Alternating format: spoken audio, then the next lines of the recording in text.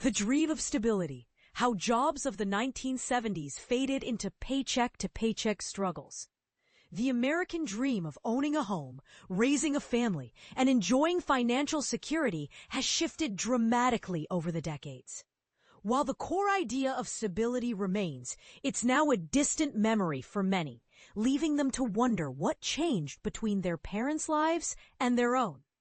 My father once shared a story about buying his first house in his early 20s. He worked a steady job, saved enough for a down payment, and within a few years owned a modest home. That was the 1970s, where dreams could be realized with hard work. Today, the same jobs that once promised middle-class stability now leave workers living paycheck to paycheck, trapped in a cycle of debt and uncertainty. Let's explore how these jobs once offered stability and how they've evolved. Teacher.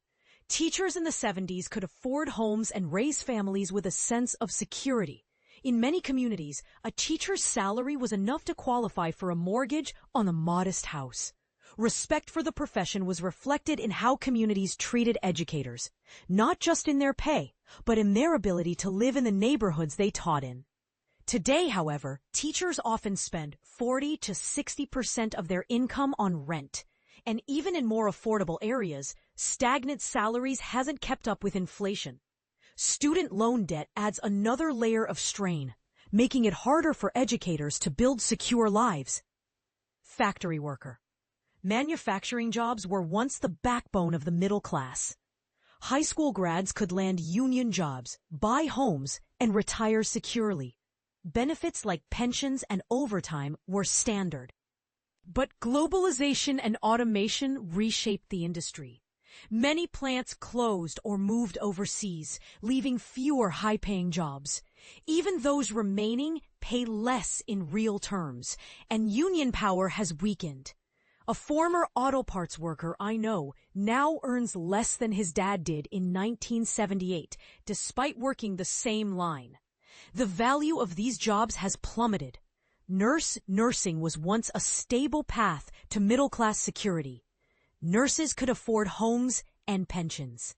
And hospitals offered retirement plans. Now, though demand for nurses is higher than ever, wages haven't kept pace with rising costs. Many take on double shifts, travel nursing contracts, or side hustles to survive. The emotional toll is equally heavy. One nurse left the profession after stress and financial strain made it unsustainable. The job that once brought dignity now risks burnout. Getting a job at the post office in the 70s felt like winning a golden ticket. Federal benefits, decent pay, and the chance to buy a home made it a respected career. Today, postal workers face pay cuts, longer routes, mandatory overtime, and higher stress. One carrier I know walks 12-hour routes in triple-digit heat, only to come home with a stack of bills they can't afford. The once steady job has become a survival mode. In the 70s, managing a department store or grocery chain wasn't just a job, it was a career. Salaries covered homes, cars, and vacations.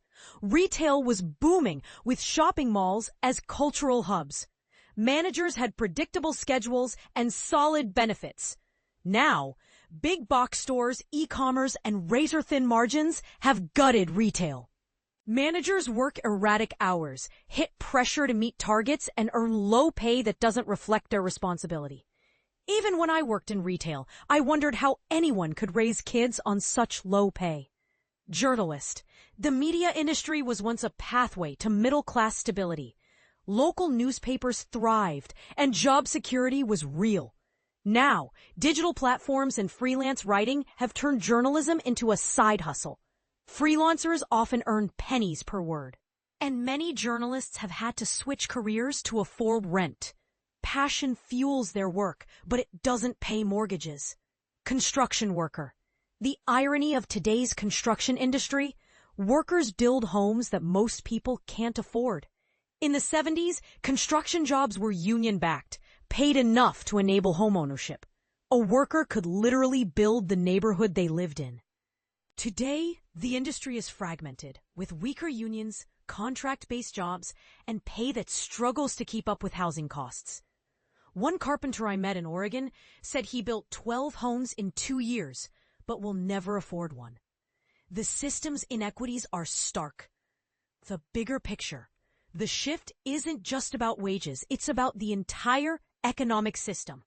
Housing prices have skyrocketed, wages have stagnated, healthcare costs have risen, and benefits like pensions have been replaced by 401ks. Jobs, once the foundation of the American dream, now force workers to live paycheck to paycheck. It's not about individual choices. It's about the math no longer adding up. When my father tells me about buying his first house, it sounds like a fairy tale. But it wasn't magic. It was the reality of an economy where ordinary jobs came with extraordinary stability. That reality is gone, but talking about it might push us to imagine and demand something better. If these jobs once provided security, they could again. It's not about nostalgia, it's about possibility. What's your plant-powered archetype? Ever wondered what your everyday habits say about your deeper purpose and how they ripple out to impact the planet? This 90-second quiz reveals the plant-powered role you're here to play. And the tiny shift that makes it even more powerful. 12 fun questions, instant results, surprisingly accurate.